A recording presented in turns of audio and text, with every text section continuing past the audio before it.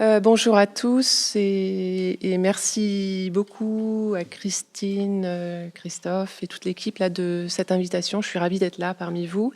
C'est un petit peu particulier pour moi parce qu'en fait, alors je suis issue du spectacle vivant parce que comme pas mal d'élèves d'ici, là j'ai fait aussi une école. Je suis passée par une école et j'ai toute une carrière dans le spectacle vivant comme régisseur et conceptrice lumière, sauf qu'à un moment donné, assez vite, j'ai bifurqué vers les arts plastiques.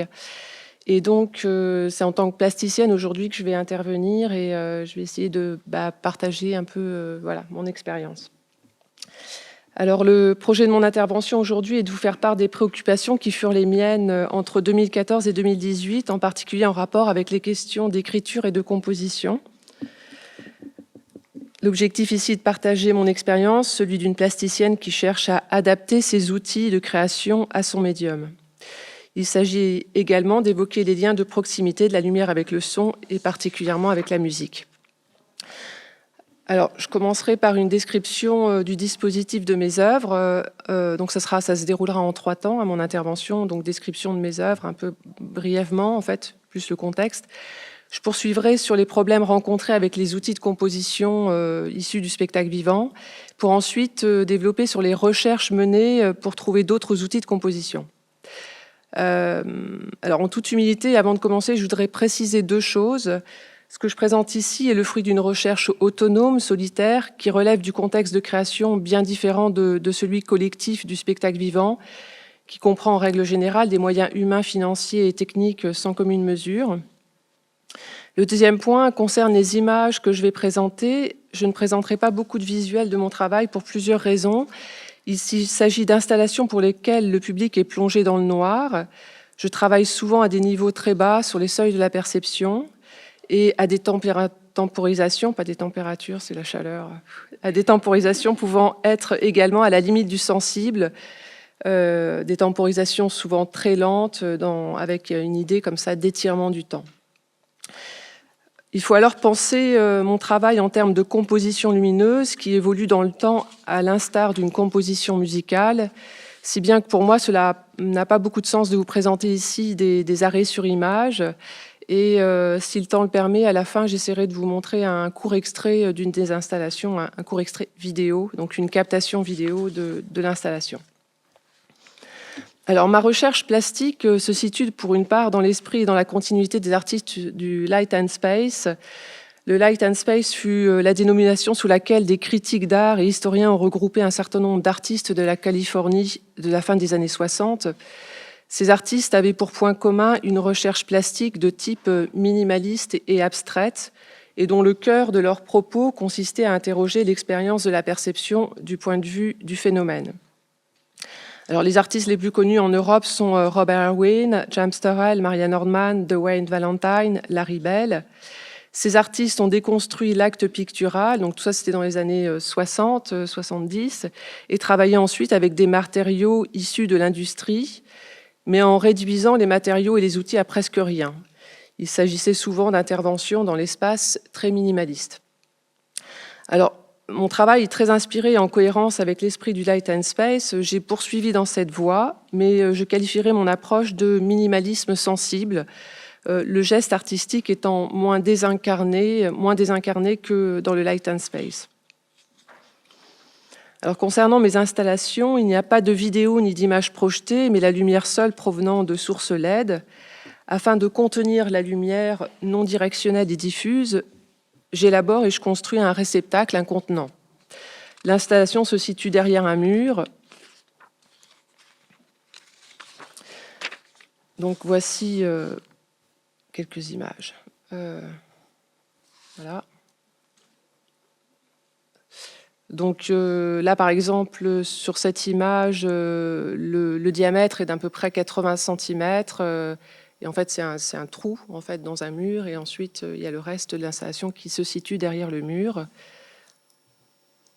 Donc là, c'est une autre image, photographie en fait, prise de côté. Donc il y a cet effet aussi de perspective, un peu entre guillemets. Voilà. Donc le public est plongé dans le noir total. Il entre à n'importe quel moment de la composition lumineuse. la composition d'une durée fixe qui va être de 5 minutes, 10 minutes, 15, 20 minutes, tourne en boucle, chaque composition étant unique. Le public est debout, parfois assis, mais il peut se déplacer à sa guise et s'approcher au plus près de la lumière, voire la toucher.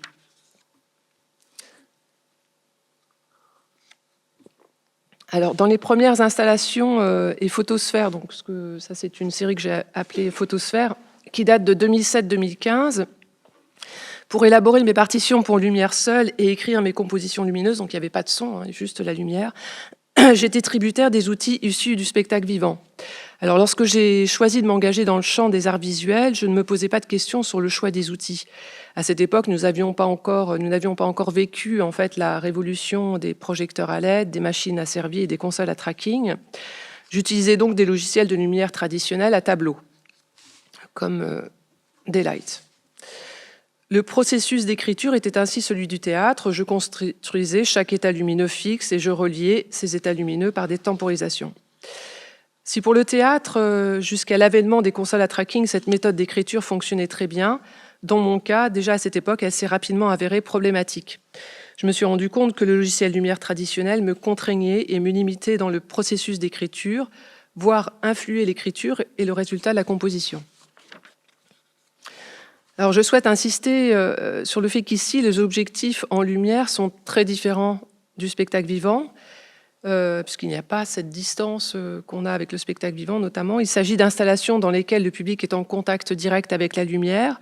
Toute son attention, son regard et son corps entier sont engagés dans cette expérience visuelle, corporelle, spatiale et temporelle.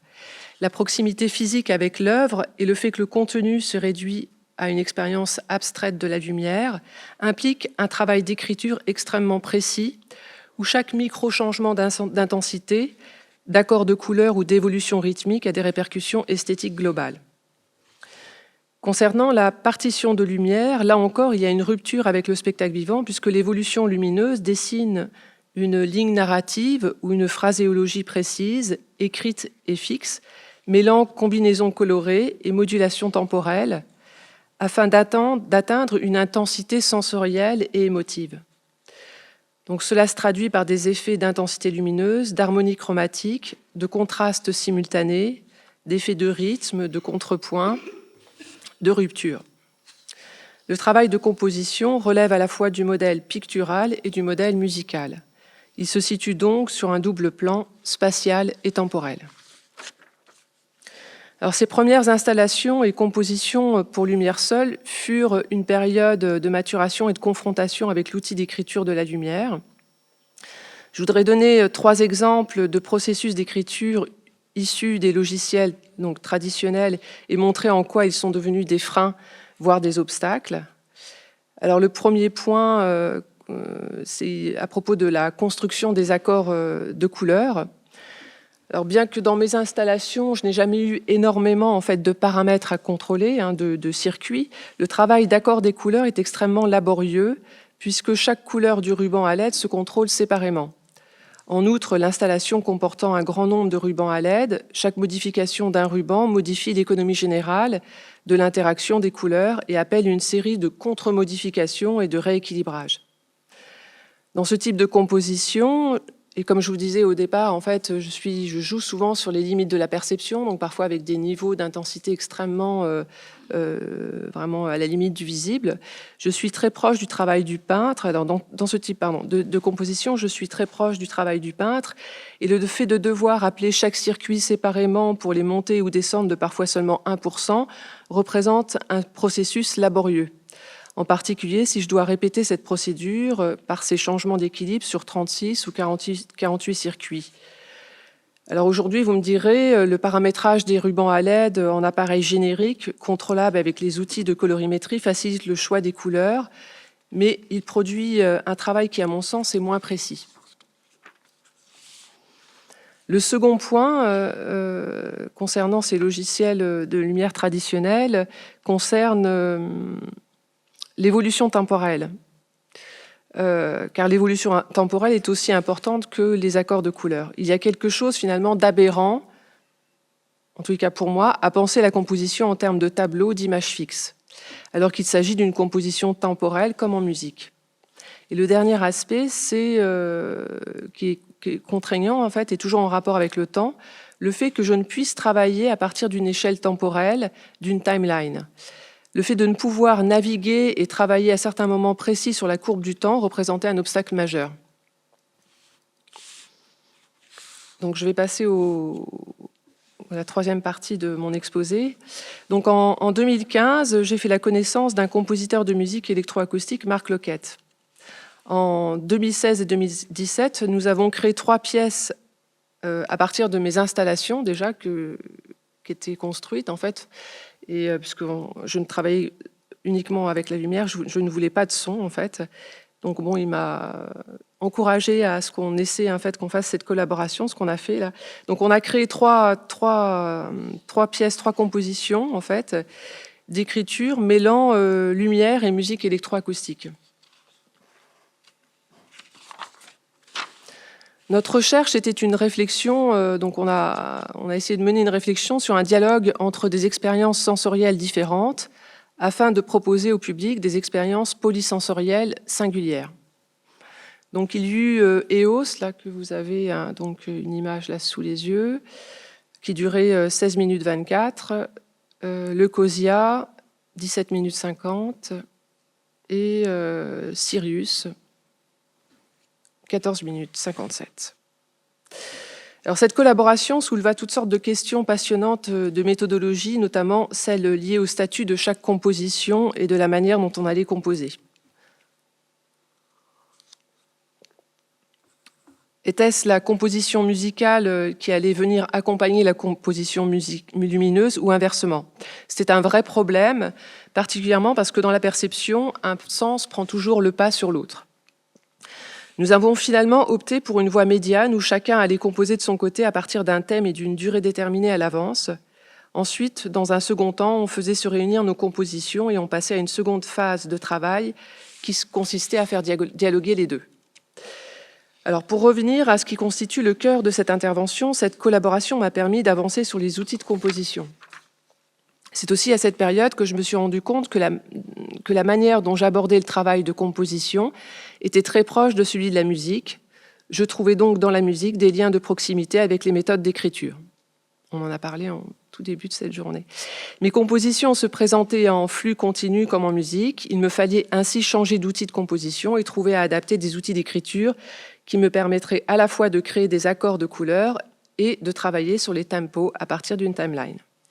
Alors j'ai fait quelques recherches et tentatives à partir du logiciel Max, mais j'ai été assez vite renoncée à ce type d'outil pour 2 raisons. Parce que je suis très feignante, et n'ayant pas les compétences de programmeur pour créer de toutes pièces mon propre outil de programmation.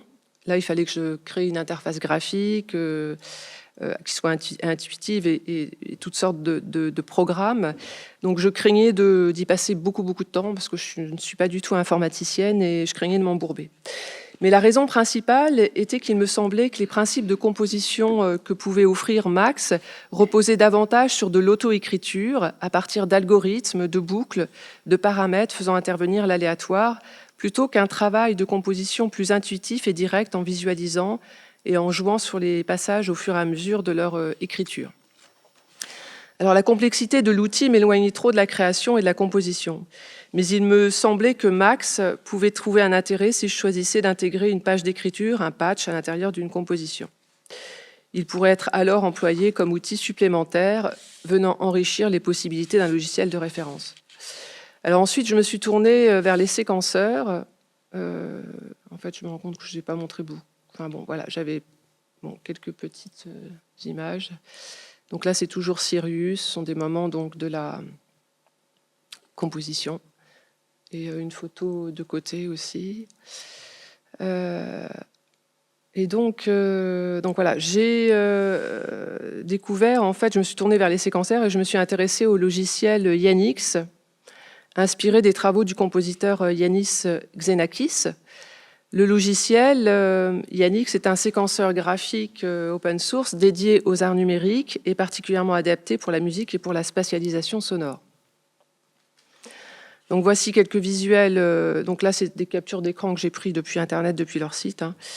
qui permettent de voir en fait que l'on peut composer graphiquement des lignes droites, courbes, avec et on a différentes têtes de lecture à chaque fois. Je ne sais pas si j'ai ma souris qui va. Oui, là à chaque fois, ça, ce sont des têtes de lecture en fait qui peuvent partir simultanément à des moments avec des vitesses différentes.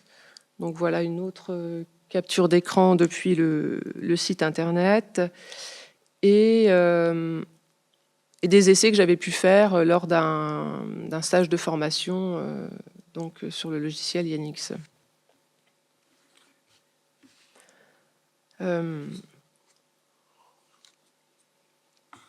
Alors, ce que je trouvais très séduisant avec ce type de logiciel, c'était l'interface graphique spatiale et possiblement en 3D.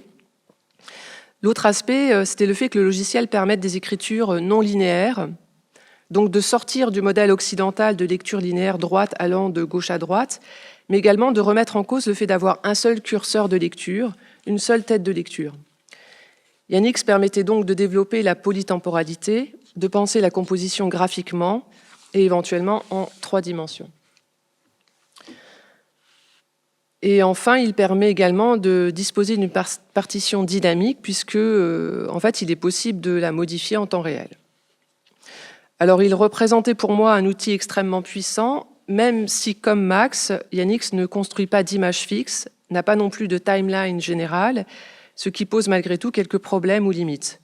D'autre part, là encore, pour envisager d'utiliser Yanix comme outil de composition, il fallait investir un temps considérable de programmation informatique pour construire un logiciel, mon propre outil, en fait, mon propre logiciel, et une interface qui corresponde à mes besoins. Donc j'ai abandonné le projet et donc les choses se sont un peu éclaircies et simplifiées pour moi lorsque j'ai découvert le logiciel Vézère. Et il a été un outil adapté pour me sortir de l'enfermement dans lequel je me trouvais avec les consoles lumière à tableau. Alors Vézère est un logiciel pour le contrôle et la synchronisation de différents protocoles tels que MIDI, OSC ou DMX. Il permet de contrôler des logiciels vidéo en temps réel, des configurations d'éclairage. Donc voilà quelques visuels de l'interface. Donc on peut voir là sur cette interface finalement que on peut créer autant de timelines enfin il y a une timeline. Là j'ai intégré le son en fait de la composition musicale du compositeur avec qui je travaillais. Et moi je peux créer autant de pistes que je veux et autant même de compositions qui peuvent se jouer simultanément. Donc, un des principaux intérêts de ce nouvel outil est qu'il me permet pour la première fois de disposer de timelines, donc de plusieurs timelines personnalisées avec des tempos que l'on choisit, et si besoin que ces timelines soient communes avec le son. Par exemple, dans le cas où je compose une partition lumineuse et musicale, comme celle réalisée avec Marc Loquette, je peux précisément synchroniser lumière et son à partir des informations extraites de la piste son. En revanche, comme avec Max et Yanix, Vézère n'est pas prévu pour travailler les images fixes, ce qui modifie totalement la manière de penser, de concevoir, de structurer une composition lumineuse. Alors, les principaux avantages que j'ai pu exploiter sont l'écriture à partir d'une ou de plusieurs timelines personnalisées, la possibilité d'intégrer des pistes audio et de me synchroniser très précisément dessus sans que cela soit lié à une mémoire, et de travailler pour la première fois ma composition sans le principe des mémoires des tableaux fixes. Alors pour conclure, je voudrais ces réflexions en fait, qui sont nourries de mes expérimentations à partir des outils de création confirment que mes recherches plastiques mettent en tension 2 méthodes de composition qui diffèrent radicalement, celle relevant d'une écriture d'ordre pictural et celle relevant d'une écriture d'ordre musical. Du point de vue qui est le mien, l'art de la lumière est autant un art du temps que de l'espace. Si grâce à Vézère, j'ai pu commencer à composer réellement à partir de la dimension temporelle, l'écueil rencontré est de ne pas avoir trouvé d'outils de composition qui permettent de travailler simultanément les 2 écritures. Je vous remercie et je vais vous... Je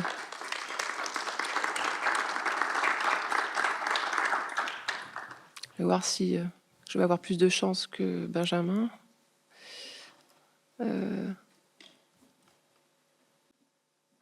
Si on peut couper la lumière, s'il vous plaît. Merci.